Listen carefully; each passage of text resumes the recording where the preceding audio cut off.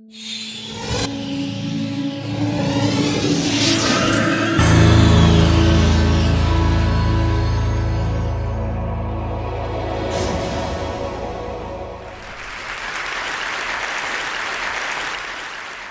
I want to start by offering you a free, no-tech life hack.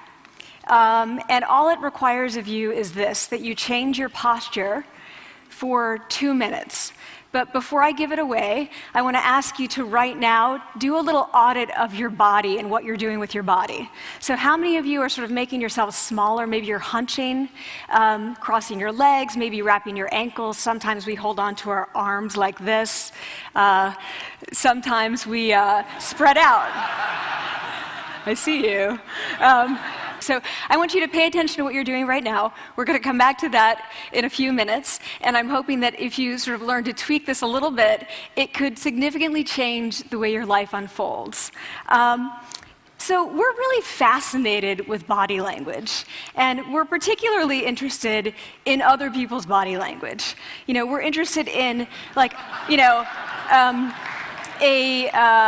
an awkward interaction, or a smile, or a contemptuous glance, or maybe a very awkward wink, or maybe even something like a handshake. Here they are arriving at number 10, and look at this lucky policeman gets to shake hands with the President of the United States.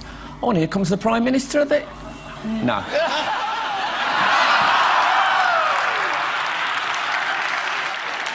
So a handshake, or the lack of a handshake, can have us talking for weeks and weeks and weeks, even the BBC and the New York Times. So obviously, when we think about nonverbal behavior or body language, but we call it nonverbals as social scientists, it's language. So we think about communication. When we think about communication, we think about interactions. So what is your body language communicating to me? What's mine communicating to you?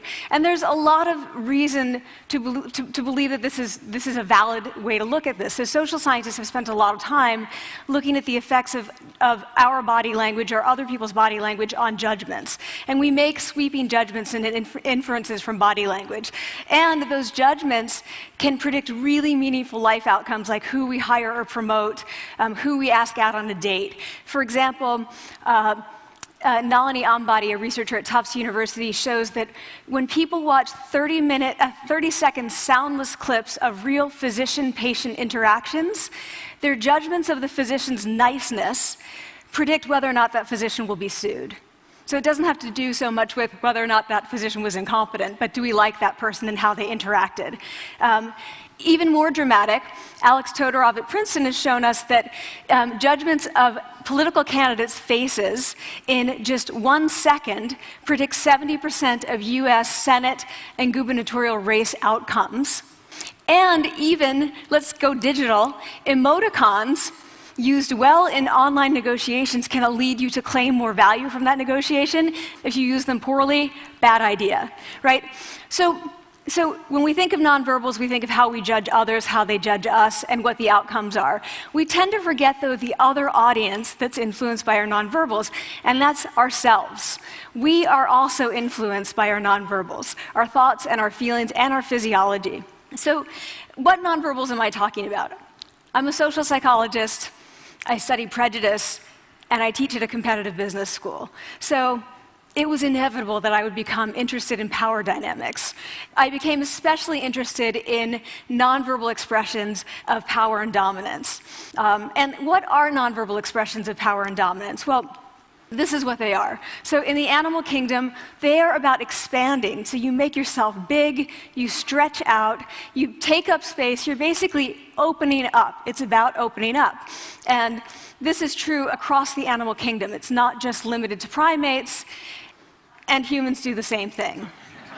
So they do this both when they have power sort of chronically, and also when they're feeling powerful in the moment. And this one is especially interesting because it really shows us how universal and old these expressions of power are.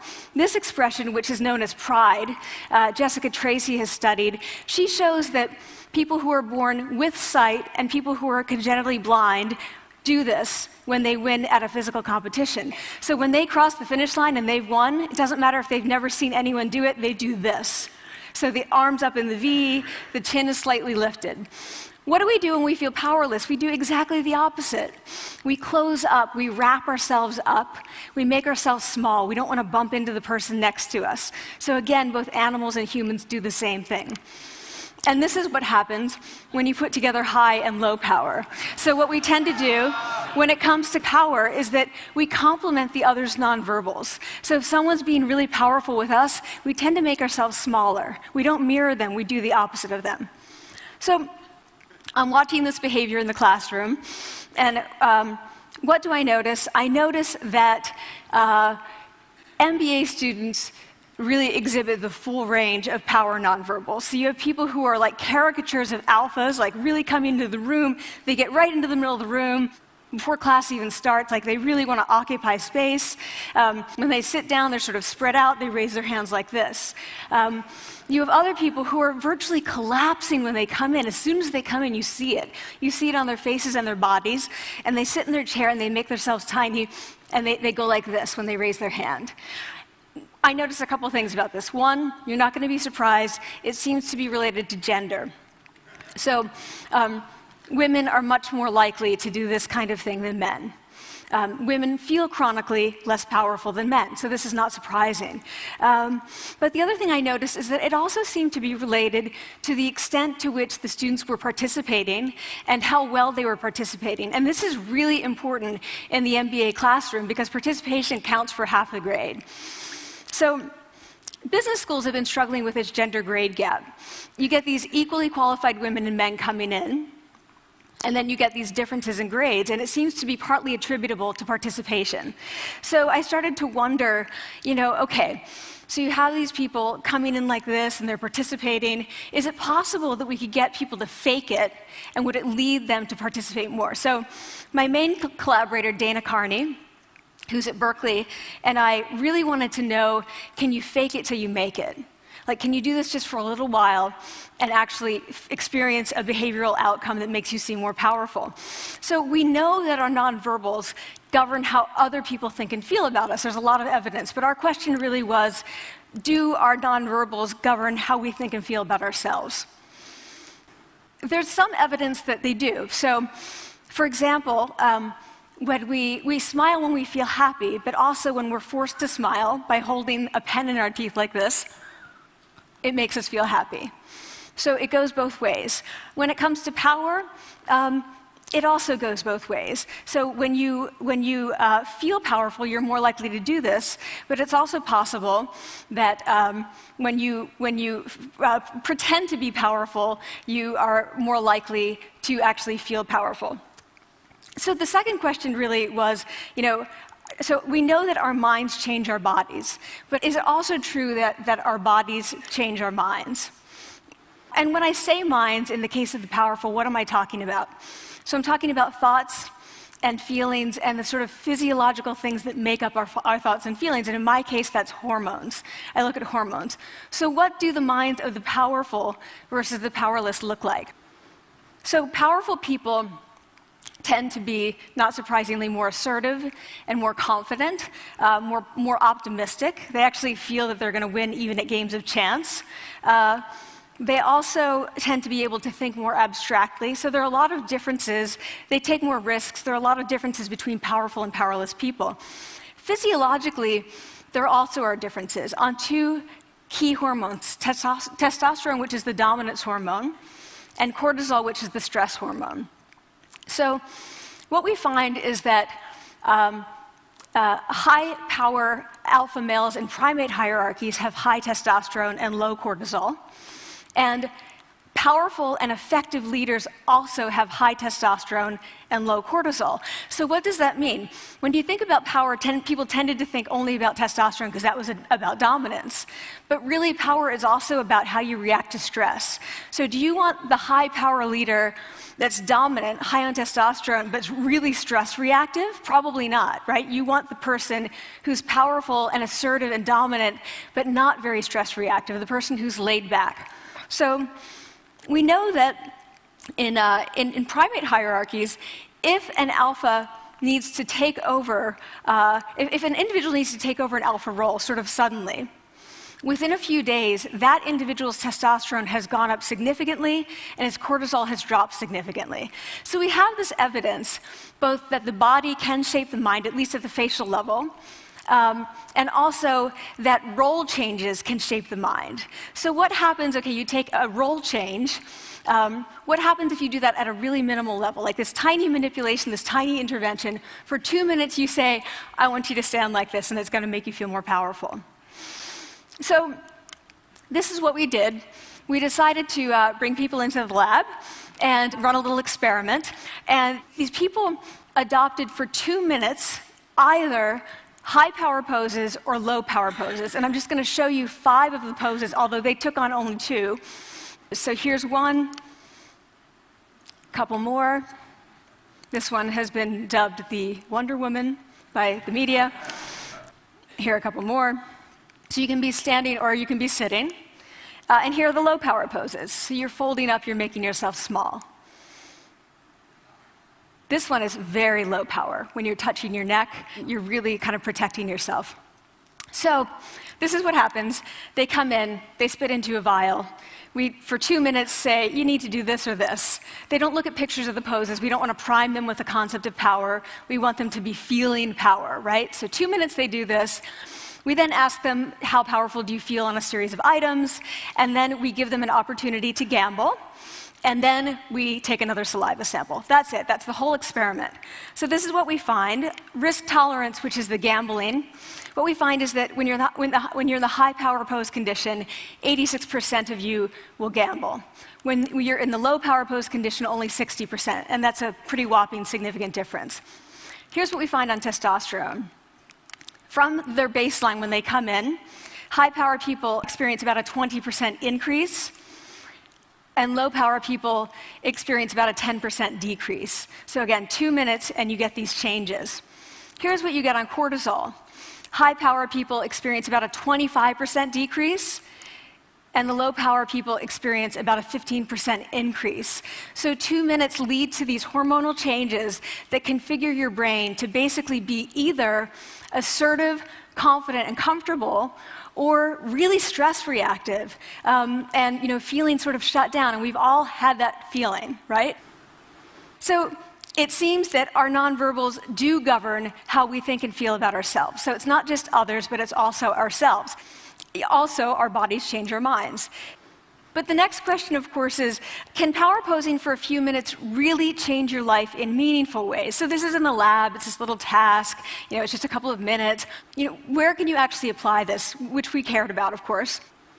And so we think it's really what matters, where you want to use this is evaluative situations, like social threat situations. Where are you being evaluated? Either by your friends, like for teenagers, it's at the lunchroom table. It could be, for some people, it's speaking at a school board meeting. It might be giving a pitch, or giving a talk like this, or doing a job interview. We decided that the one that most people could relate to, because most people had been through, was the job interview. So we published these findings, and the media are all over it, and they say, okay, so this is what you do when you go in for the job interview, right?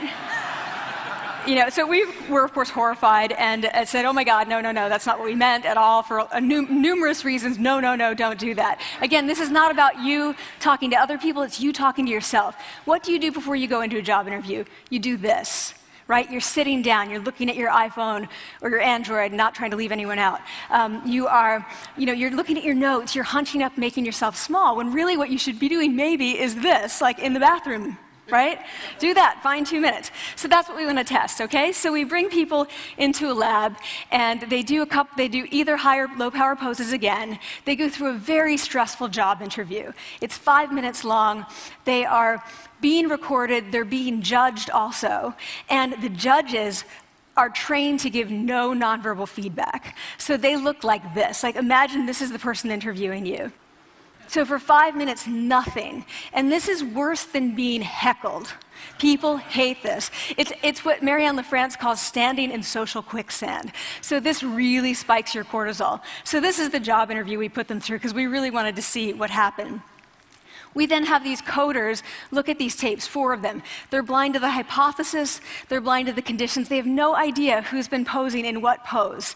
And they end up looking at these sets of tapes and they say, oh, we want to hire these people, all the high power posers, we don't want to hire these people. We also evaluate these people much more positively overall. But what's driving it? It's not about the content of the speech. It's about the presence that they're bringing to the speech. We also, because we rate them on all these variables related to sort of competence, like how well structured is the speech? How good is it? What are their qualifications? No effect on those things. This is what's affected, these kinds of things. People are bringing their true selves, basically. They're bringing themselves. They bring their ideas, but as themselves, with no residue over them. So this is what's driving the effect, or mediating the effect.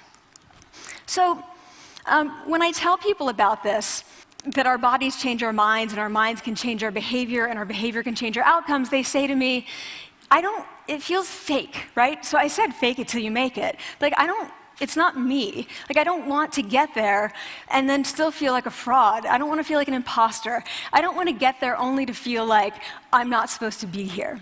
And that really resonated with me, because I want to tell you a little story about being an imposter and feeling like I'm not supposed to be here.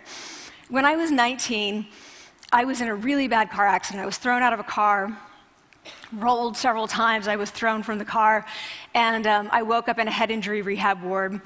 And I had been withdrawn from college, and I learned that my IQ had dropped by 2 standard deviations, which was very traumatic. I knew my IQ because I had identified with being smart, and I had been called gifted as a child. So I'm taken out of college. I keep trying to go back. They say, you're not going to finish college. Like, just, there are other things for you to do, but that's not going to work out for you. So I really struggled with this, and I have to say, having your identity taken from you, your core identity, and for me it was being smart, having that taken from you, there's nothing that leaves you feeling more powerless than that. So I felt entirely powerless. I worked and worked and worked, and I got lucky and worked and got lucky and worked. Eventually I graduated from college.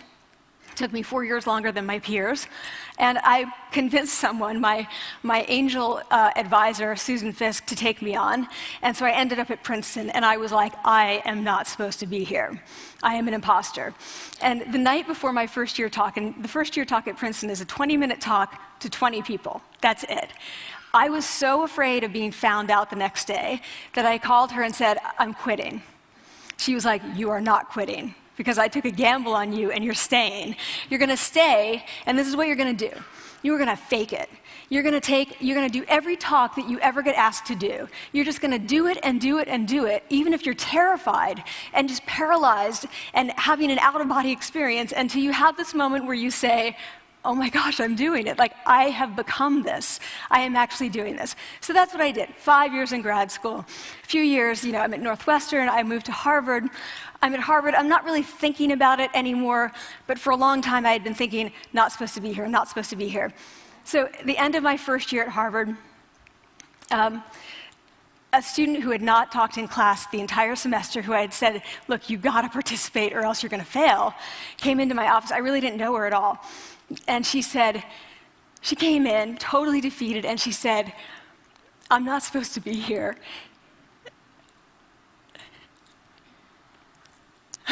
And that was the moment for me, because 2 things happened. One was that I realized, oh my gosh, I don't feel like that anymore. I don't feel that anymore, but she does, and I get that feeling. And the second was, she is supposed to be here. Like, she can fake it, she can become it. So I was like, yes, you are. You are supposed to be here, and tomorrow you're going to fake it, you're going to make yourself powerful, and, you're going to...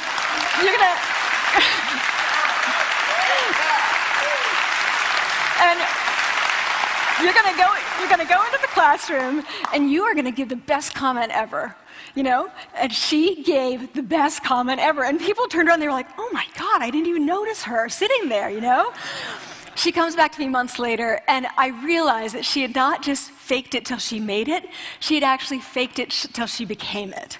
So she had changed. And so I want to say to you, don't fake it till you make it. Fake it till you become it. It's not do it enough until you actually become it and internalize. The last thing I want to leave you with is this. Tiny tweaks can lead to big changes.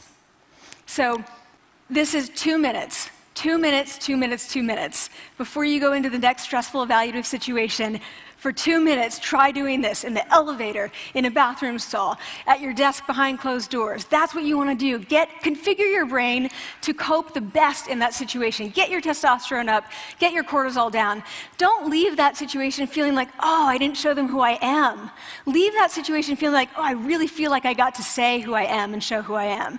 So I want to ask you first, both to try power posing, and also I want to ask you to share the science, because this is simple. I don't have ego involved in this. Give it away. Share it with people, because the people who can use it the most are the ones with no resources and no technology and no status and no power. Give it to them, because they can do it in private. They need their bodies, privacy, and 2 minutes, and it can significantly change the outcomes of their life. Thank you.